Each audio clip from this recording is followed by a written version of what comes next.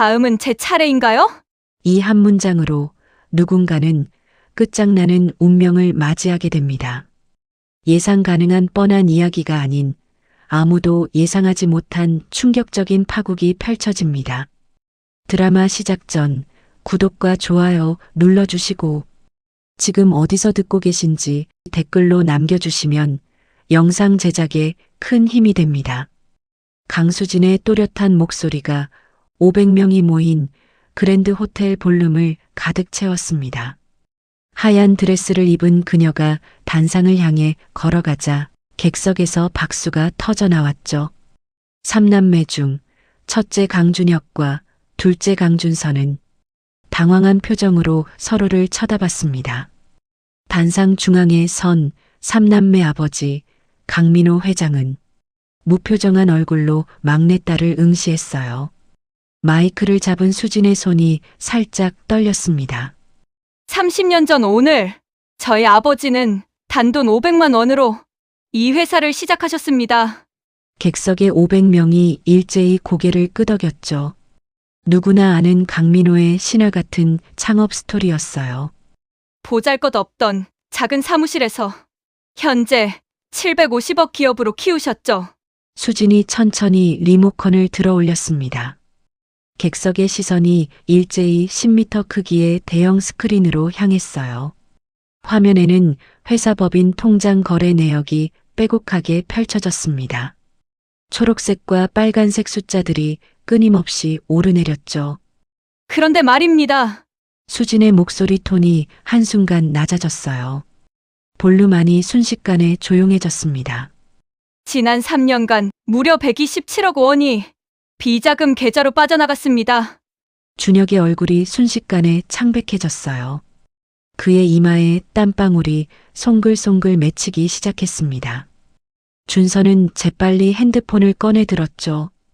화면을 터치하는 그의 손가락이 바르르 떨렸어요. 객석 곳곳에서 웅성거리는 소리가 들려왔습니다. 12명의 이사진은 얼어붙은 표정으로 스크린만 응시했어요. 재무이사 박진수의 입이 떡 벌어졌습니다. 127억이라고요? 누군가 작게 중얼거렸죠. 수진이 다시 리모컨 버튼을 눌렀습니다. 스크린에 새로운 화면이 나타났어요. 싱가포르 은행 계좌 화면이었습니다. 계좌 명의인 란에는 강준혁이라는 한글 이름이 선명하게 박혀 있었어요.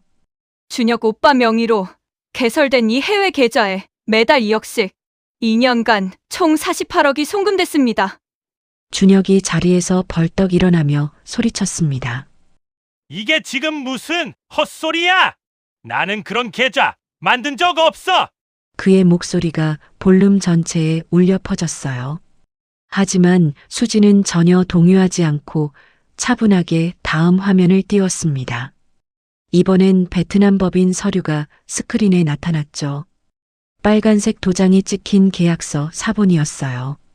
그리고 준서 오빠는 베트남 공장 투자 명목으로 79억을 빼돌렸습니다. 준서의 턱에 힘줄이 붉어졌습니다. 그가 핸드폰을 꽉 쥔 채 수진을 노려봤어요.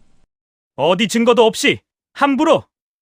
그의 말이 채 끝나기도 전에 수진이 또 다른 화면을 띄웠습니다. 하노이 법인 통장 거래 내역이 줄줄이 펼쳐졌죠. 79억 원이 3번에 걸쳐 송금된 기록이 선명했습니다. 객석 뒤편에 서 있던 이선희가 살며시 미소를 지었어요. 그녀의 샤넬 백 속 핸드폰 화면에는 1단계 성공이라는 문자가 떠 있었습니다. 이렇게 총 127억을 빼돌린 사람은 수진이 숨을 크게 들이마셨어요. 500명의 시선이 그녀의 입술에 집중됐습니다. 1초, 2초, 3초. 정적이 흘렀죠. 바로 제 두 오빠입니다. 카메라 플래시가 일제히 터지며 기자들이 벌떡 일어섰어요. 셔터 소리가 볼륨을 가득 메웠습니다. 저게 무슨 127억을 형제가? 완전 배신이잖아. 객석의 재계 인사들이 수군대기 시작했습니다. 민호는 여전히 말없이 딸을 바라볼 뿐이었어요. 그의 표정에선 어떤 감정도 읽을 수 없었습니다. 박진수 이사가 급히 회장에게 다가가 귓속말을 했죠. 회장님, 일단 행사를 중단하시는 게. 하지만 민호는 손을 들어 그를 제지했습니다. 준혁이 단상으로 뛰어 올라가려 발을 내디뎠어요. 보안요원 2명이 재빨리 그를 막아섰습니다. 저리 비켜! 저 거짓말쟁이를 당장! 준서가 형의 팔을 잡아 끌었어요. 형, 진정해. 지금 더 난리치면 언론에 다 나간다고. 준혁이 거친 숨을 몰아쉬며 주먹을 불끈 쥐었습니다. 이선희는 조용히 볼룸 뒷문으로 빠져나갔어요. 복도에서 전화를 꺼낸 그녀가 누군가에게 속삭였습니다. 계획대로야. 이제 2단계 준비해. 수진이 마이크에 대고 마지막 한마디를 던졌어요. 아버지, 이 회사는 제가 지키겠습니다. 박수 소리가 다시 터져 나왔지만 이번엔 어딘가 어색하고 불편한 분위기였습니다. 누구는 박수를 치고 누구는 멍하니 앉아 있었죠. 민호 회장은 천천히 자리에서 일어나 무대를 내려갔어요. 그의 등 뒤로 혼란에 빠진 형제들의 모습이 보였습니다. 준혁은 주먹으로 테이블을 내리치고 있었어요. 준서는 핸드폰을 귀에 대고 무언가 다급하게 말하고 있었습니다. 수지는 여전히 단상 위에서 아버지의 뒷모습을 지켜봤죠. 그녀의 눈빛엔 승리감과 동시에 미세한 두려움이 교차했습니다. 행사가 끝나고 1시간 뒤 본사 20층 대회의실 문이 열렸습니다. 12명의 이사진이 긴장한 표정으로 하나둘 자리에 앉았어요. 준서가 회의실 탁자를 손바닥으로 3개 내리쳤습니다. 쾅! 탁자 위 물잔이 흔들렸죠. 79억은 제가 투자한 베트남 공장 선급금이었습니다. 그의 목소리가 회의실 전체를 울렸어요. 탁자 위에는 두툼한 서류 뭉치가 펼쳐져 있었습니다. 정상적인 계약서와 송금 내역이 빼곡하게 정리되어 있었죠. 준서가 서류를 한 장씩 넘기며 이사들에게 보여줬어요. 여기 베트남 현지 법인 등록증. 여기 공장 부지 계약서. 여기 설비 구매 견적서입니다. 박진수 이사가 안경을 벗어 렌즈를 닦으며 물었습니다. 준서 이사님, 그럼 나머지 48억은 어떻게 설명하실 건가요? 그의 목소리는 냉정했어요. 준혁이 손수건으로 이마에 땀을 닦으며 더듬거렸습니다. 그건 해외 부동산 투자권으로. 말끝을 흐리는 그의 목소리가 점점 작아졌어요. 감사팀장 김혜진 이사가 안경을 축혀 올리며 날카롭게 따졌습니다. 증빙 자료는요? 계약서라도 있으십니까? 준혁의 입술이 파르르 떨렸어요. 그게 지금 변호사 사무실에 있어서. 김혜진이 펜으로 탁자를 톡톡 두드렸습니다. 48억을 투자하셨는데 서류가 손에 없다는 게 말이 됩니까? 그 순간 회의실 문이 드르륵 열렸어요. 검은 정장 차림의 수진이 당당하게 들어섰습니다. 그녀의 손에는 또 다른 서류 봉투가 들려 있었죠. 제가 증거를 더 가져왔습니다. 수진이 서류를 탁자 위에 펼쳤어요. 은행 거래 내역서가 주르르 쏟아졌습니다. 이사들의 눈이 일제히 서류에 쏠렸죠. 준혁 오빠, 명의의 싱가포르 계좌로 매달 2억씩 송금된 내역입니다. 수진이 리모컨을 눌러 스크린을 켰어요. 은행 거래 내역이 하나씩 떠올랐습니다. 2022년 1월 2억, 2022년 2월 2억, 2022년 3월 2억 등등. 딱 24개월치 총 48억 원이었죠. 준혁이 의자를 박차고 벌떡 일어섰습니다. 이건 조작이야! 너 대체 지금 무슨 짓거리를 꾸미는 거야? 그가 수진을 향해 손가락질을 했어요. 하지만 수진은 차분하게 다음 장을 넘겼습니다. 조작이라는 증거 있으세요? 이건 싱가포르 금융청에서 발급받은 공식 서류예요. 이사들의 눈빛이 준혁에게 쏠렸어요. 민호 회장은 여전히 창밖만 바라보고 있었습니다. 그의 등이 유난히 쓸쓸해 보였죠. 박진수 이사가 서류를 집어들고 꼼꼼히 살폈어요. 계좌 개설일이 정확히 2년 전이네요. 2022년 1월 15일. 준혁의 얼굴에서 핏기가 싹 가셨습니다. 나는 정말 모르는 일이야. 누군가 내 명의를 도용한 거라고. 수진이 또 다른 서류를 꺼냈어요. 그럼 이건 어떻게 설명하실 건가요? 스크린에 새로운 이미지가 떴습니다. 싱가포르 은행 방문 기록이었죠. 2022년 1월 13일 준혁 오빠가 직접 싱가포르 DBS 은행 본점을 방문하셨어요. 사진 속 준혁이 은행 직원과 악수하는 모습이 선명했습니다. 준혁이 뒷걸음질을 쳤어요. 그건 그때 출장 갔다가.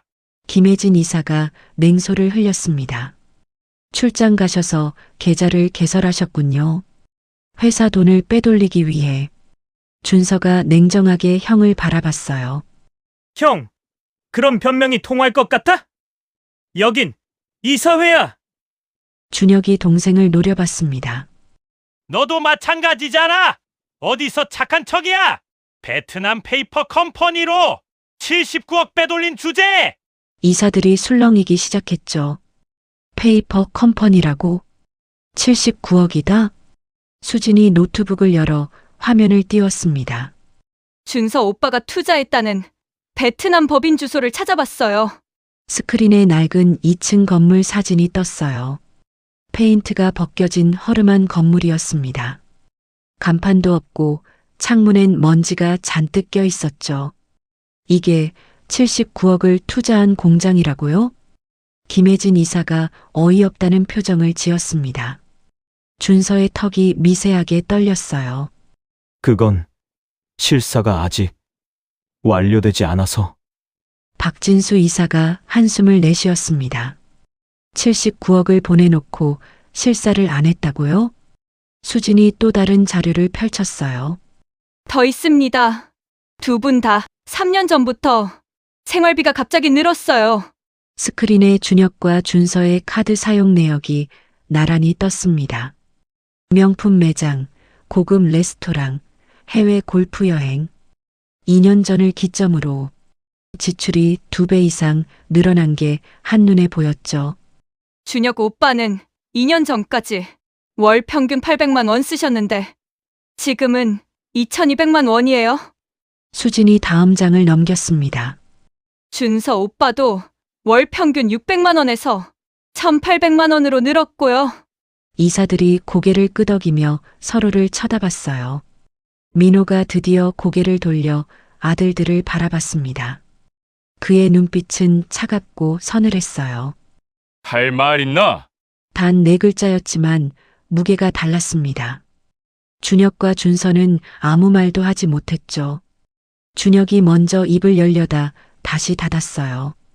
준서는 주먹을 불끈 쥔 채 바닥만 내려다봤습니다. 회의실 안은 숨소리조차 들릴 만큼 조용했죠. 박진수 이사가 조심스럽게 입을 열었습니다. 회장님, 이거는 외부 감사를 받아야 할 것 같습니다. 민호가 고개를 끄덕였어요. 그렇게 하게. 수진이 서류를 정리하며 마지막 한마디를 던졌습니다. 두 분 모두 직위 해제하는 게 맞지 않을까요? 회의실 문이 다시 열리고 준서가 노트북을 들고 들어왔습니다. 그의 얼굴엔 여유로운 미소가 번져 있었어요. 회장님, 이것 좀 보십시오. 준서가 노트북을 민호 앞에 놓으며 영상을 재생했습니다. 화면에는 어젯밤 10시 47분 회사 7층 복도가 나타났죠.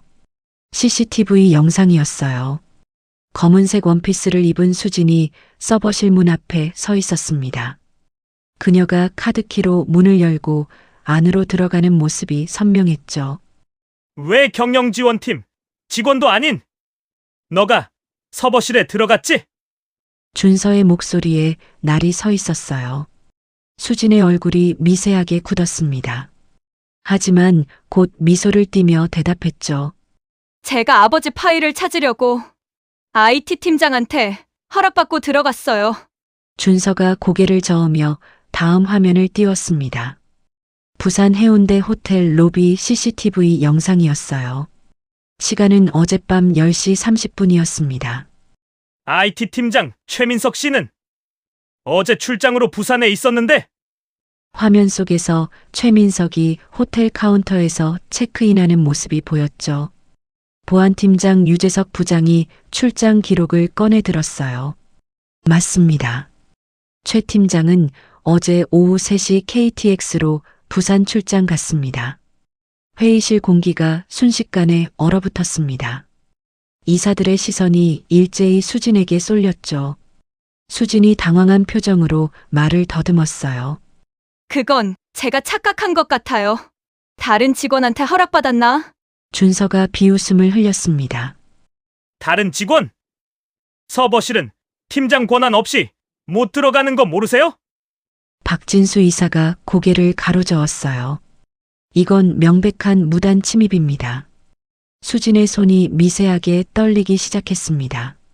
준서가 계속해서 영상을 재생했죠. 그리고 이건 오늘 새벽 2시 17분입니다. 화면에 고급 펜트하우스 지하 주차장이 나타났어요. 검은색 벤츠 S클래스가 천천히 진입하고 있었습니다. 차에서 내리는 사람은 이선희였죠. 그녀가 수진의 집 앞 초인종을 누르는 모습이 선명했습니다. 새벽 2시에 선희 여사님이 수진 양 자택으로 들어갔습니다. 이사들이 웅성거리기 시작했어요. 새벽 2시에? 대체 무슨 일로? 수진의 얼굴이 점점 창백해졌습니다. 준서가 다음 영상을 틀었어요. 이번엔 펜트하우스 거실 CCTV였습니다. 수진과 이선희가 소파에 앉아 무언가 이야기하고 있었죠. 이건 수진 양 집 거실 CCTV입니다. 김혜진 이사가 놀란 표정으로 물었어요. 어떻게 개인 집 CCTV를 구했습니까? 준서가 씁쓸하게 웃었습니다. 제가 3년 전 수진 생일 선물로 설치해 준 겁니다. 클라우드 접속 권한이 아직 있더군요. 화면 속 이선희가 서류 봉투를 수진에게 건네는 모습이 보였어요. 수진이 봉투를 열어 내용물을 확인하고 고개를 끄덕였습니다. 두 사람이 악수하는 장면이 또렷했죠. 준혁이 벌떡 일어나 소리쳤습니다. 한 팀이었구나. 처음부터. 수진이 고개를 저으며 변명했어요. 아니에요. 그건 그냥 다른 이야기를 나눈 거예요. 하지만 준서는 멈추지 않았습니다. 다른 이야기? 새벽 2시에 급하게 만나서요? 그가 노트북 키보드를 탁탁 두드렸어요. 화면에 은행 거래 내역이 떠올랐습니다. 그리고 이건 지난 3개월간 수진 양 계좌 입금 내역입니다. 매주 금요일마다 500만 원씩 입금된 기록이 줄줄이 나타났죠. 총 13번 6,500만 원이었습니다. 입금자는 이선희 여사님입니다. 이사들이 한숨을 내쉬었어요. 박진수 이사가 고개를 흔들며 말했습니다. 이건 완전히 짜고 친 거잖습니까? 수진이 의자를 붙잡고 일어섰어요. 아니에요. 그건 어머니가 제 생활비를 도와주신 거예요. 준서가 냉소를 흘렸습니다. 생활비? 매주 500만 원씩이요? 대학생도 아니고? 김혜진 이사가 펜을 탁자에 내려놓았죠. 수진 양, 이건 명백한 공모입니다. 형제들을 모함하기 위해 계모와 손잡은 거예요. 수진의 눈시울이 붉어지기 시작했습니다. 아니라니까요. 저는 정말 그때 준서가 마지막 카드를 꺼냈어요. 그리고 이 모든 조작을 지시한 사람이 따로 있습니다. 스크린에 중년 남성의 사진이 떠올랐습니다. 각진 얼굴에 날카로운 눈빛을 가진 남자였죠. 장민호 52세 사기 전과 3범입니다. 유재석 부장이 자료를 읽기 시작했어요. 2015년 부동산 사기로 2년, 2018년 투자 사기로 3년, 2022년 집행유예로 출소했습니다. 준서가 다음 화면을 띄웠습니다. 장민호와 이선희가 카페에서 만나는 사진이었어요. 이 사람이 선희 여사님의 전 남편, 사업 파트너였습니다. 민호 회장이 처음으로 몸을 앞으로 기울였습니다. 그의 눈빛이 날카로워졌죠. 계속해라. 준서가 고개를 끄덕이며 설명을 이어갔어요. 장민호는 10년 전 선희 여사님 전 남편과 함께 물류 사업을 했습니다. 하지만 사기를 쳐서 회사를 망하게 만들었죠. 또 다른 사진이 떠올랐습니다. 장민호가 이선희와 수진 셋이 함께 찍은 사진이었어요. 그리고 3개월 전부터 이 사람이 수진 양과 선희 여사님을 만나기 시작했습니다. 이사들의 표정이 굳어졌어요. 수진이 주저앉으며 고개를 떨구었습니다. 저는 그냥 말끝을 잇지 못하고 흐느끼기 시작했죠. 민호가 천천히 자리에서 일어났습니다. 전부 내 계획이었다. 회의실이 순식간에 조용해졌어요. 민호의 말이 끝나기 무섭게 회의실 문이 열렸습니다. 제가 설명하죠. 이선희가 우아하게 들어서며 샤넬백을 탁자에 놓았어요. 그녀의 뒤로 양복 입은 변호사 2명이 서류 가방을 들고 따라 들어왔습니다. 이사들이 놀란 표정으로 일어섰죠. 이선희는 여유롭게 민호 맞은편 자리에 앉았어요. 10년 전 제가 회장님과 재혼할 때 혼전 계약서를 작성했습니다. 변호사가 검은 가죽 폴더를 펼쳐 이사들에게 돌렸습니다. 계약서 3페이지, 배우자 사망 시 재산의 40% 상속 조항이 빨간 밑줄로 표시되어 있었죠. 박진수 이사가 안경을 쓰고 꼼꼼히 읽기 시작했어요. 현재 회사 가치가 750억, 부동산 자산이 250억입니다. 이선희가 손가락으로 계산기를 두드렸습니다. 그러니 제 몫은 정확히 400억입니다. 준혁과 준서의 얼굴이 동시에 일그러졌어요. 준혁이 주먹으로 탁자를 쳤습니다. 말도 안 돼. 10년밖에 같이 살지 않았는데 400억이라고? 이선희가 미소를 지으며 계약서를 가리켰죠. 법적으로 유효한 계약서입니다. 회장님께서 직접 서명하셨어요. 변호사가 계약서 마지막 장을 펼쳤습니다. 민호의 서명과 도장이 선명하게 찍혀 있었어요. 김혜진 이사가 날짜를 확인했습니다. 2015년 3월 12일. 재혼식 일주일 전이네요. 준서가 냉정하게 물었어요. 그래서 오늘 여기 오신 이유가 뭡니까? 이선희가 수진의 어깨에 손을 올렸습니다. 그래서 수진이와 함께 정당한 제 권리를 찾기로 했어요. 수진이 고개를 들어 아버지를 바라봤죠.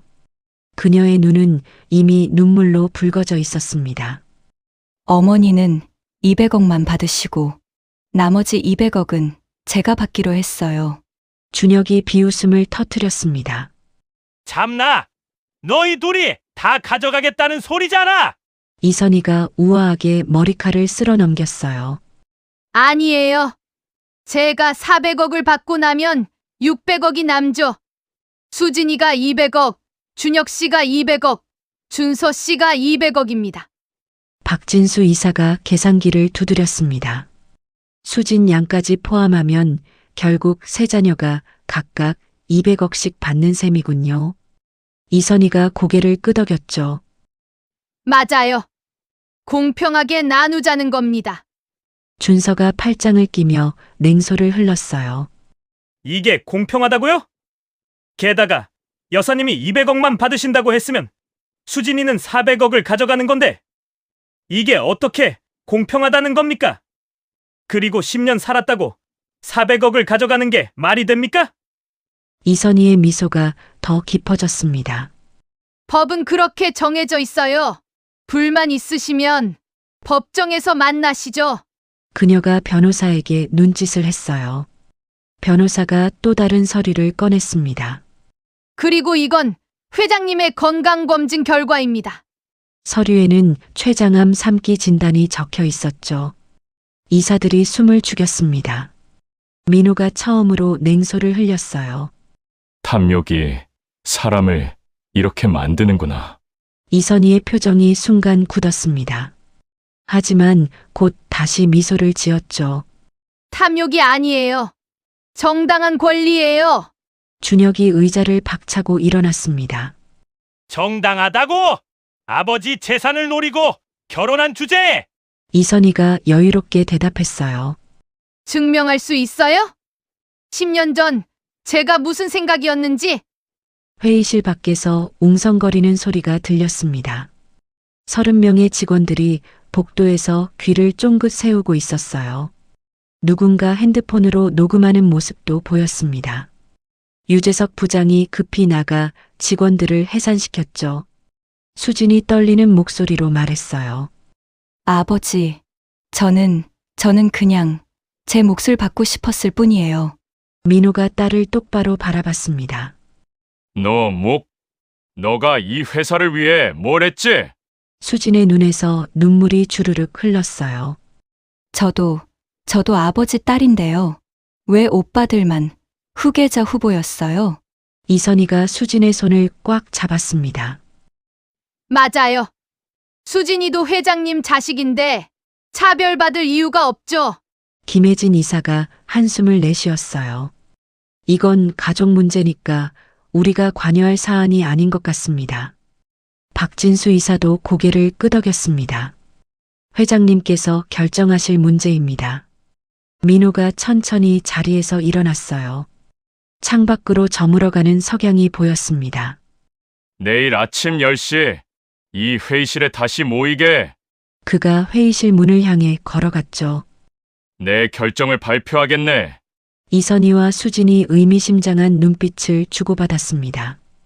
준혁과 준서는 주먹을 불끈 쥔 채 아버지의 뒷모습을 바라봤어요. 변호사 2명이 서류를 정리하며 일어섰습니다. 내일 뵙겠습니다. 이선희가 샤넬백을 들고 우아하게 자리를 떴죠. 수진이 그녀를 따라 일어섰어요. 어머니, 정말 괜찮을까요? 이선희가 복도에서 작게 속삭였습니다. 걱정 마. 계약서는 완벽해. 법적으로 문제 없어.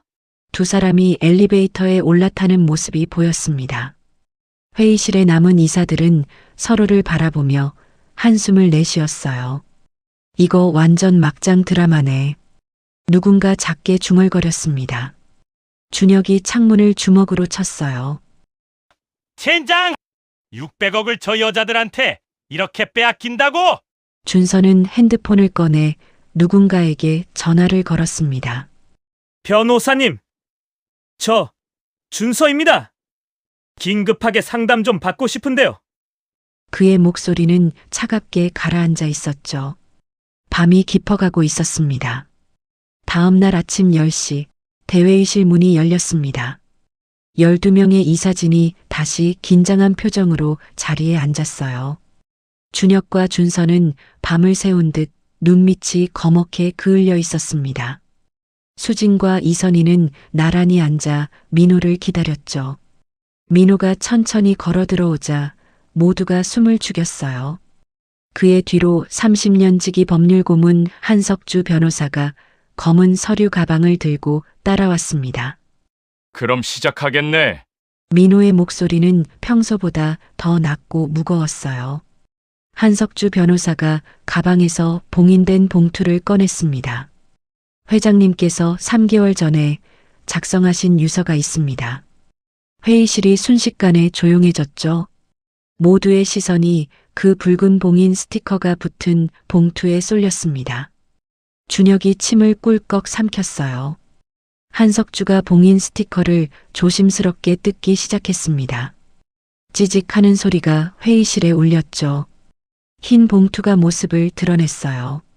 제 친필로 쓴 것이니 의심하지 마십시오. 민호가 처음으로 입을 열었습니다. 한석주가 봉투에서 편지지 4장을 천천히 꺼냈어요. 검은 펜으로 빼곡하게 글씨가 적혀 있었습니다. 민호의 필체가 분명했죠. 한석주가 숨을 한 번 크게 들이마시고 첫 장을 펼쳤습니다. 준혁아. 편지 첫 문장을 읽는 순간 준혁의 어깨가 움찔했어요.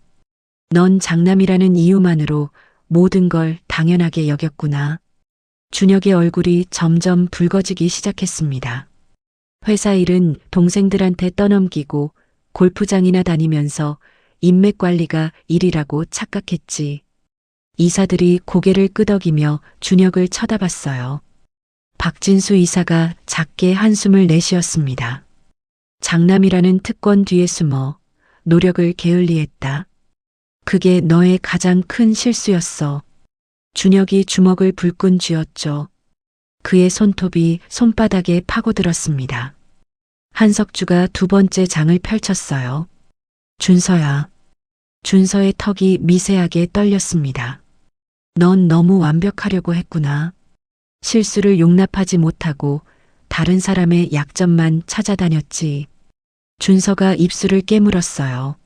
머리는 좋았지만 사람을 대하는 마음이 차가웠어.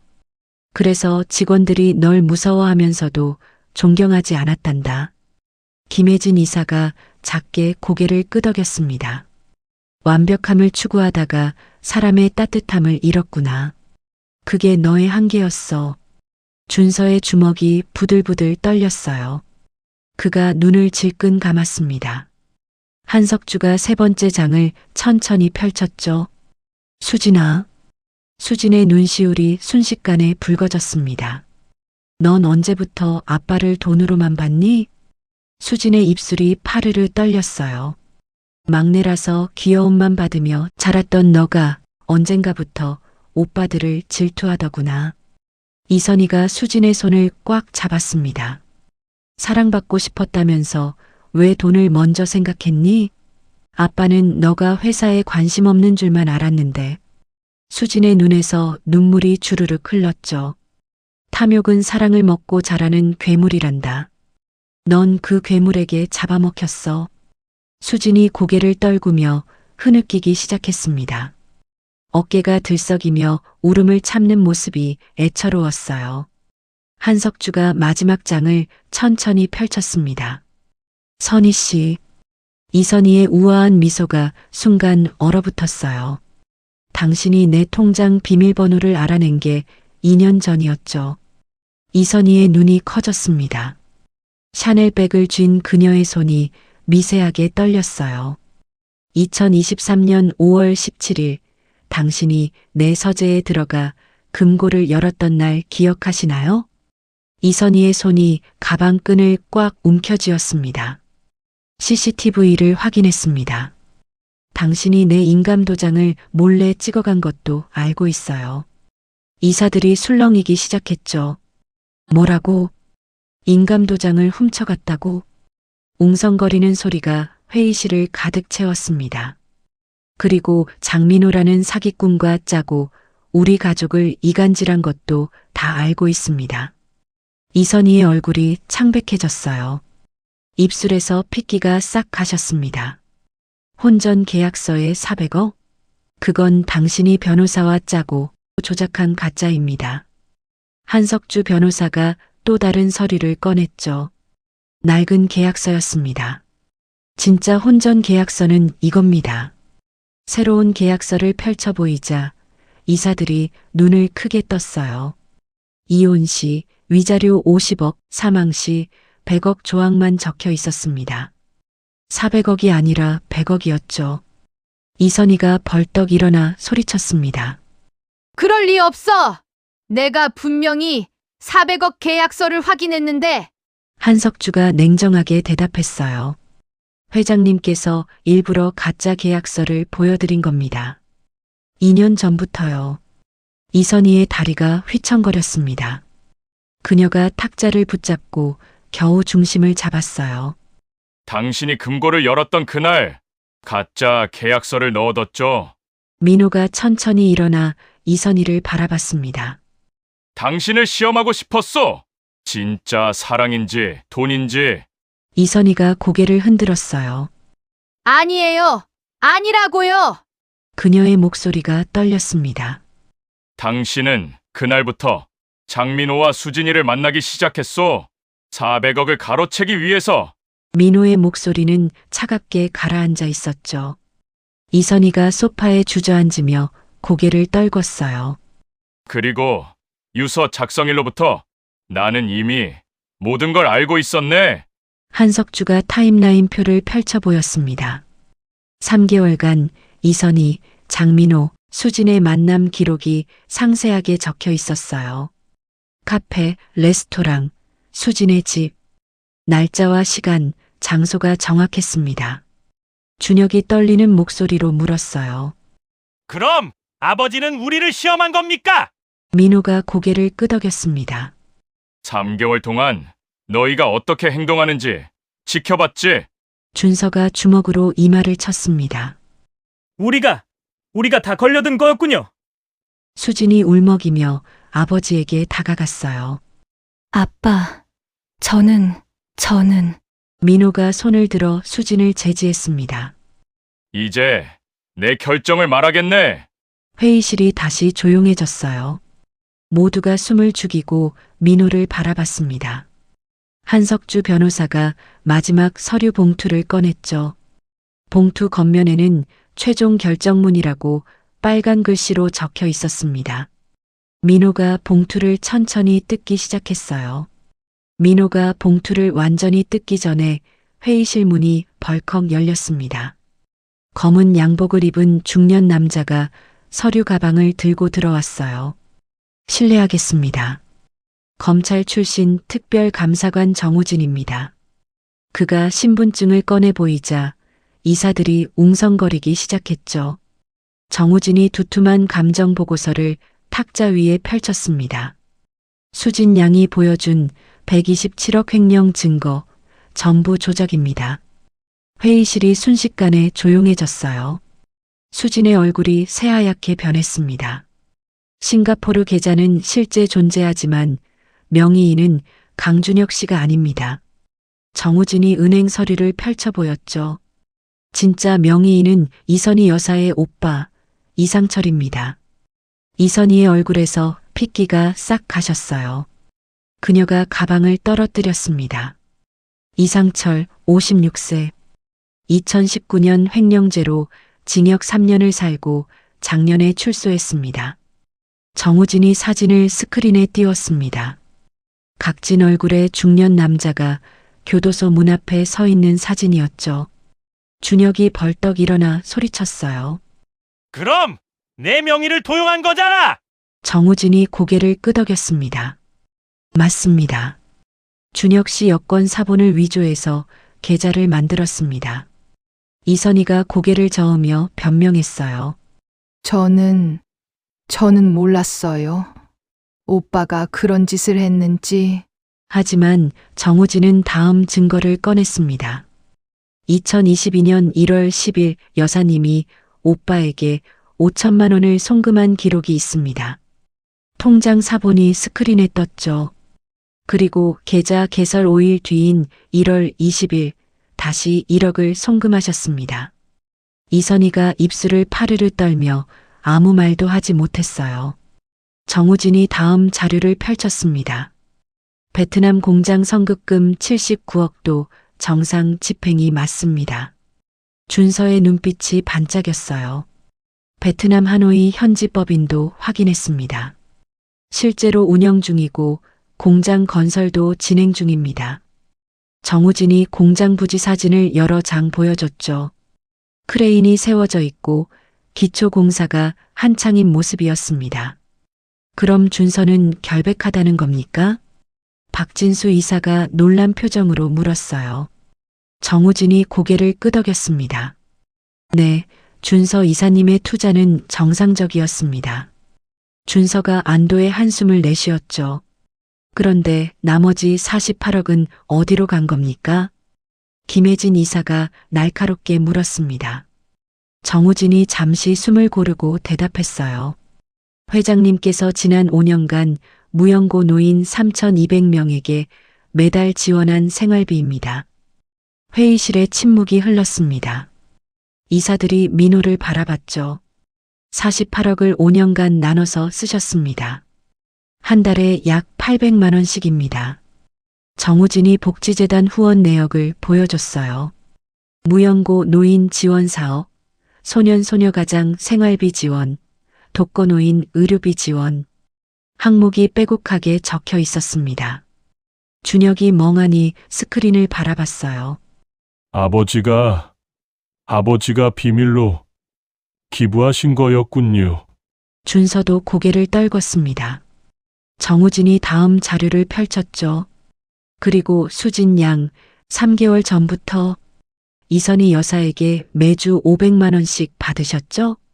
수진이 고개를 끄덕일 수밖에 없었습니다. 총 6,500만 원을 수령하셨습니다. 통장 내역이 스크린에 떴어요. 정확히 13번 매주 금요일마다 500만 원씩 입금되어 있었습니다. 이건 명백한 공모의 대가입니다. 정우진의 목소리가 차갑게 가라앉았어요. 수진이 의자에서 미끄러지듯 주저앉았습니다. 저는 그냥 그녀의 목소리가 떨렸죠. 정우진이 마지막 폭탄을 터뜨렸습니다. 그리고 이 모든 조작을 지시한 건 이선희 여사와 사기 전과자 장민호입니다. 스크린에 장민호의 얼굴이 크게 떴어요. 장민호 52세. 사기 전과 3범, 총 징역 7년형을 살았습니다. 경찰 조서 사진이 나타났습니다. 2015년 부동산 사기로 2년, 2018년 투자 사기로 3년, 2021년 보험 사기로 2년. 이사들이 혀를 찼어요. 완전 사기꾼이잖아. 정우진이 다음 증거를 보여줬습니다. 장민호와 이선희가 카페에서 만나는 사진이 연속으로 떴죠. 2024년 7월 15일, 8월 3일, 8월 22일, 9월 10일 등등 총 12번의 만남이 기록되어 있었습니다. 이 사람이 이선희 여사 전 남편의 사업 파트너였습니다. 정우진이 옛날 사진을 보여줬어요. 20년 전 사진 속에서 장민호와 이선희 전 남편이 어깨동무를 하고 있었습니다. 하지만 장민호가 사기를 쳐서 회사를 망하게 만들었고 전 남편은 파산 후 심장마비로 사망했습니다. 이사들이 숨을 죽였어요. 그런데 왜 다시 손을 잡은 겁니까? 박진수 이사가 의아한 표정을 지었습니다. 정우진이 또 다른 자료를 꺼냈죠. 장민호가 이선희 여사의 약점을 쥐고 있었기 때문입니다. 스크린에 오래된 문서가 나타났어요. 전 남편 보험금 10억. 실은 장민호와 짜고 만든 보험 사기였습니다. 이선희가 벌떡 일어나 소리쳤습니다. 거짓말이에요. 증거 있어요? 정우진이 녹음 파일을 재생했어요. 선희야, 그때 우리가 한 일 기억나지? 보험금 10억 나눠 먹었잖아. 장민호의 목소리가 회의실에 울려 퍼졌습니다. 이제 강 회장 재산까지 손에 넣자고. 너는 400억 받고 나는 그중 100억만 줘. 이선희의 목소리도 들렸죠. 알았어. 수진이를 잘 구슬려서 오빠들 몰아내면 되는 거지? 녹음이 끝나자 회의실이 얼어붙었습니다. 이선희가 핸드백을 집어들고 문 쪽으로 뛰었어요. 하지만 문 앞을 보안 요원 2명이 가로막았습니다. 비켜요. 당장 비키라고. 이선희가 소리쳤지만 소용없었죠. 정우진이 차분하게 말했습니다. 이선희 씨 사기, 문서 위조, 명예훼손, 공갈 혐의로 고소될 예정입니다. 이선희가 그 자리에 주저앉으며 울기 시작했어요. 전부 회장님의 계획이었습니다. 정우진이 민호를 바라보며 고개를 숙였습니다. 민호가 천천히 자리에서 일어났죠. 민호가 창가로 천천히 걸어가 서울 시내를 내려다봤습니다. 회의실은 숨소리조차 들리지 않을 만큼 조용했어요. 그가 긴 한숨을 내쉬고 돌아섰습니다. 나는 이 회사를 팔기로 했다. 민호의 선언에 이사진 12명이 동시에 자리에서 벌떡 일어났어요. 회장님, 그게 무슨 말씀이십니까? 박진수 이사가 다급하게 물었습니다. 민호가 한석주 변호사에게 고개를 끄덕였죠. 한석주가 서류를 펼쳐 보였어요. 재벌 3세 경영인으로 유명한 KJ그룹 김태준 회장이 인수의향을 밝혔습니다. 스크린에 김태준의 사진이 떴습니다. 50대 중반의 단정한 인상을 가진 남자였죠. 인수 금액은 800억입니다. 한석주의 말에 이사들이 웅성거리기 시작했어요. 준혁이 떨리는 목소리로 물었습니다. 아버지, 그럼 우리는요? 민호가 차갑게 대답했어요. 내 자식들은 단 한 푼도 받지 못한다. 준혁의 얼굴이 창백해졌습니다. 준서도 주먹을 불끈 쥐었죠. 800억 전액은 무연고 노인요양재단과 소년소녀가장 지원재단에 기부한다. 민호가 창밖을 보며 말을 이었습니다. 수진이 울먹이며 소리쳤어요. 아빠, 그럼 저희는 어떻게 살아요? 민호가 딸을 똑바로 바라봤습니다. 너희는 30년 전 내가 그랬던 것처럼 맨손으로 시작해라. 준서가 고개를 숙였어요. 그의 어깨가 축 처졌습니다. 민호가 손목시계를 풀어 탁자 위에 놓았죠. 롤렉스 서브마리너였습니다. 낡고 흠집 투성이었지만 여전히 째깍거리며 시간을 알려주고 있었어요. 이게 내가 너희에게 줄 수 있는 마지막 유산이다. 준혁이 시계를 집어들었습니다. 뒷면에는 1995.3 12 첫 계약 성공 기념이라는 글씨가 새겨져 있었죠. 30년 전 첫 계약 성공하고 산 시계다. 그때 당시엔 50만 원짜리였지. 민호의 목소리에 감정이 실렸어요. 그때 나는 500만 원으로 시작했다. 사무실도 없이 원룸에서 일했지. 이사들이 숙연한 표정으로 민호를 바라봤습니다. 밤새 기획서 쓰고 문전박대당하고 무시당하면서도 포기하지 않았어. 민호가 자식들을 한 명씩 바라봤어요. 너희에게 그런 시간이 필요하다. 배고픔, 절박함, 좌절, 그리고 다시 일어서는 경험. 준혁이 고개를 떨구며 눈물을 흘렸습니다.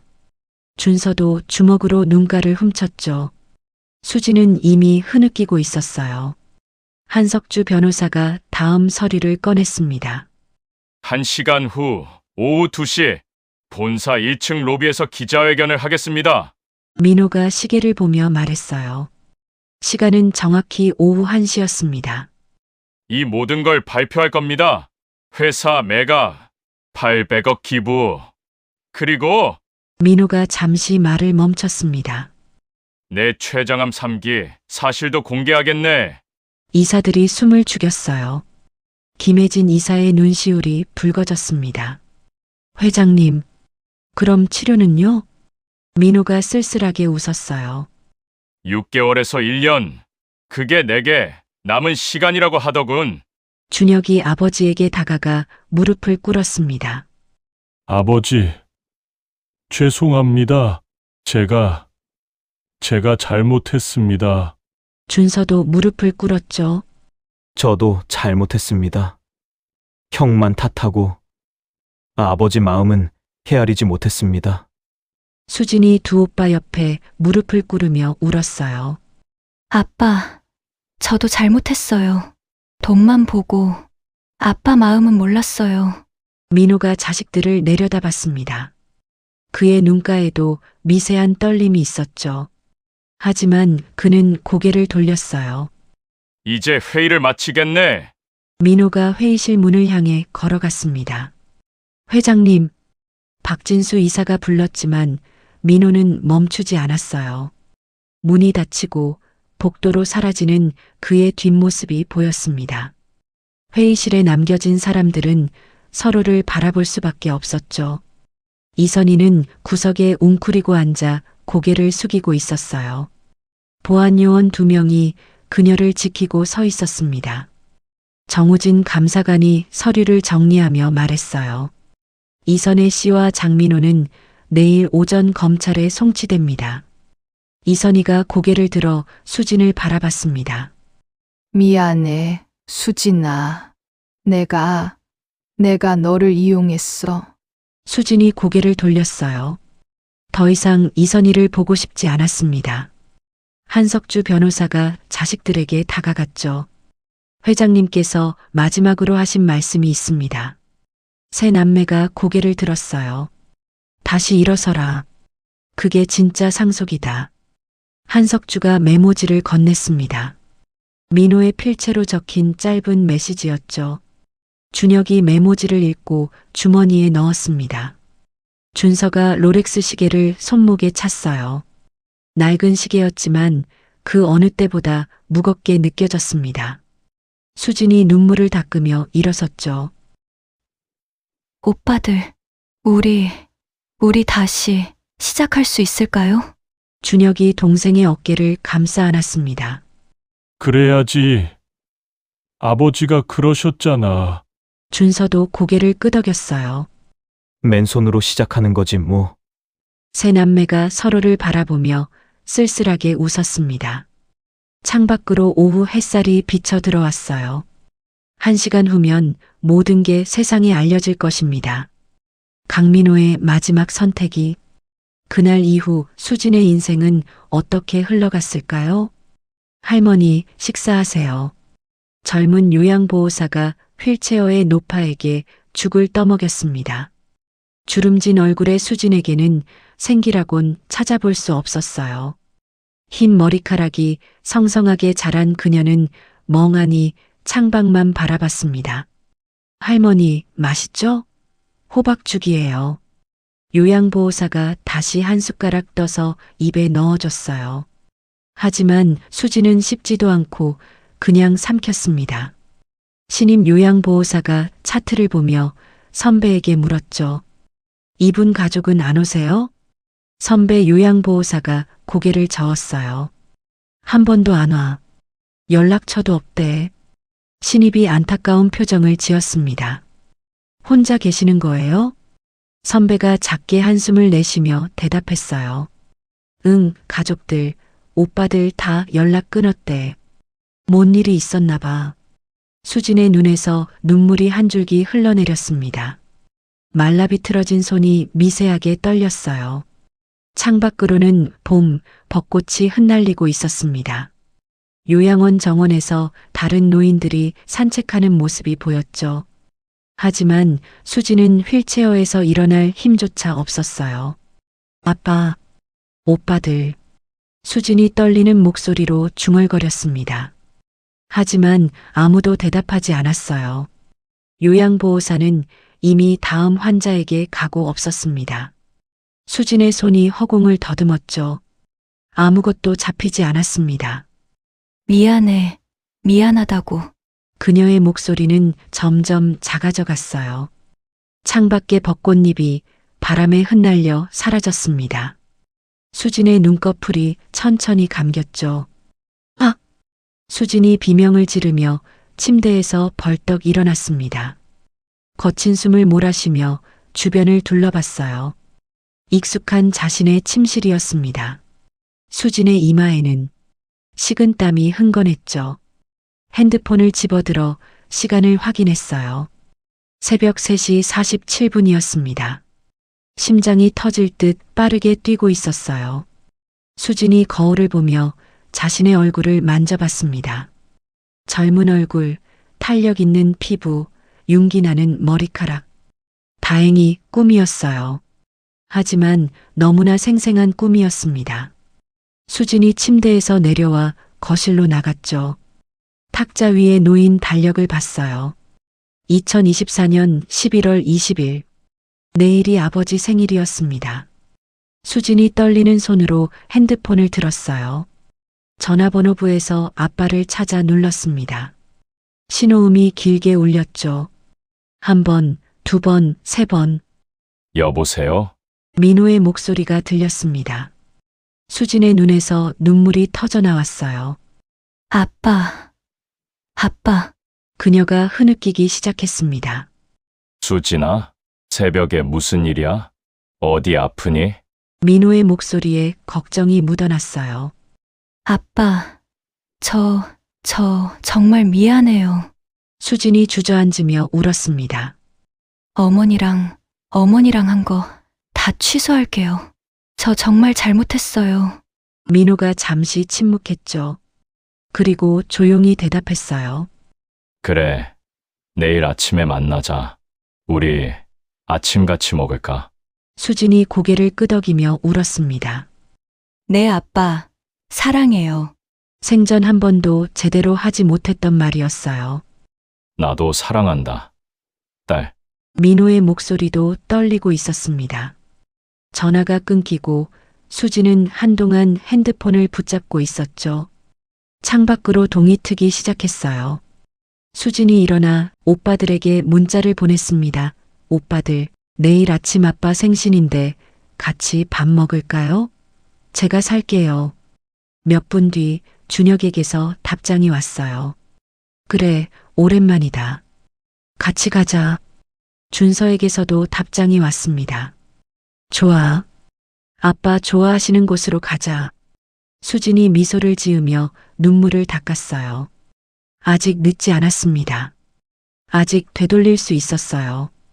그녀가 베란다 문을 열고 새벽 공기를 들이마셨습니다. 차가운 11월 공기가 폐를 채웠죠. 살아있다는 느낌이 생생했어요. 수진이 하늘을 올려다봤습니다.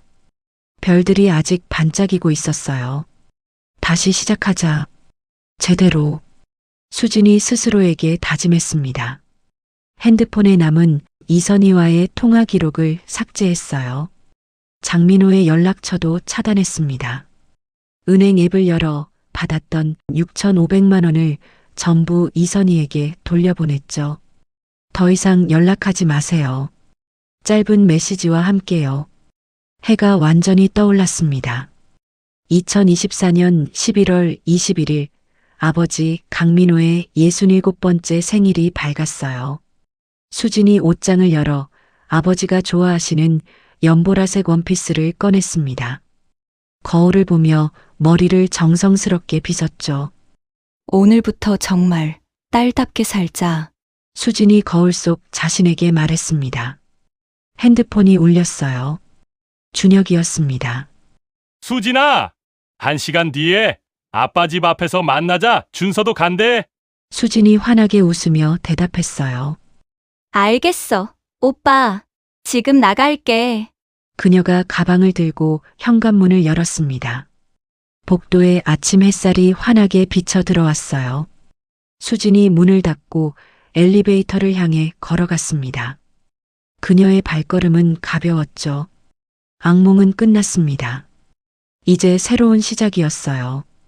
오늘의 드라마가 여러분에게 큰 귀감이 되길 바라며 구독과 좋아요 눌러주시고 어디서 들으셨는지 소감 한 말씀 댓글 달아주시면 감사하겠습니다.